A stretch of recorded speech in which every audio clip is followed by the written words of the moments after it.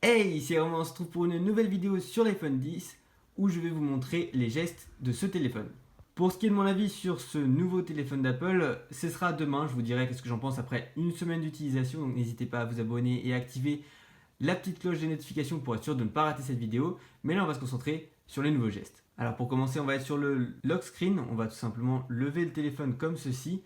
Quand vous le levez, quand il est par exemple couché comme ceci, vous le prenez, ça va allumer le téléphone pour pouvoir l'utiliser. Vous pouvez aussi tout simplement toucher l'écran, ce qui va l'allumer, ou alors appuyer sur le bouton de verrouillage, ce qui va aussi l'allumer. Toujours sur le lock screen, on voit ici le bouton pour la lampe torche, donc il faut le maintenir en Fluid Touch pour l'activer. Vous voyez qu'à l'arrière ça s'est activé et il faut maintenir à nouveau pour l'enlever.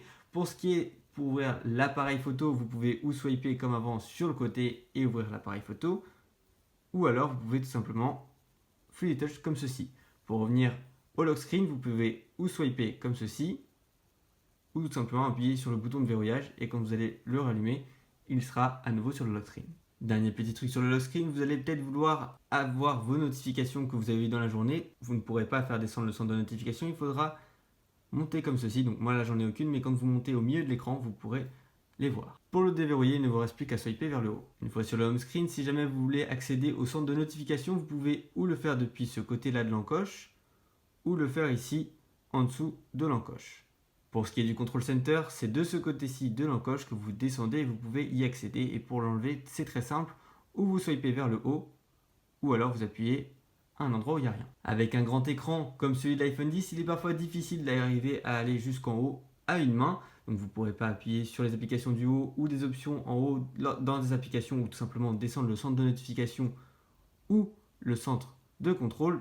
Donc pour ceci, c'est très simple, vous allez pouvoir faire descendre l'écran comme ceci. De base, l'option n'est pas activée, donc je vais vous montrer comment l'activer. Vous allez ici dans les réglages, dans Général, dans Accessibilité, et ici dans Accès facile, il sera désactivé comme ceci, vous devez l'activer et vous pourrez donc descendre comme ceci sur la barre, faire retour et pouvoir quitter ainsi. Vous l'aurez donc vu, pour sortir d'une application, il suffit de swiper vers le haut comme ceci. Pour accéder au multitâche, c'est très simple, il suffit de slider vers le haut et de s'arrêter au milieu pour avoir nos applications ouvertes en arrière-plan. Pour accéder aux applications en arrière-plan, c'est très simple, il suffit de swiper sur le côté depuis le screen ou depuis une application et vous pourrez accéder aux applications qui sont dans le multitâche, qui ont déjà été ouvertes. Donc là, j'en ai que deux et je peux switcher entre les deux de droite à gauche et de gauche à droite. Pour supprimer ces applications, si vous swipez vers le haut, ça va tout simplement fermer le menu multitâche, que vous pouvez aussi fermer en faisant un swipe vers le haut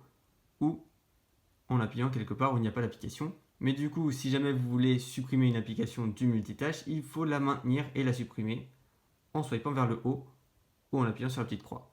Pour enlever le menu, vous pouvez appuyer ici sur le côté et après swiper vers le haut ou tout simplement directement swiper vers le haut. Quand vous êtes en train de changer vos applications de place, c'est très simple, ou vous appuyez sur OK pour arrêter le Wiggle Mode, ou alors vous swipez vers le haut.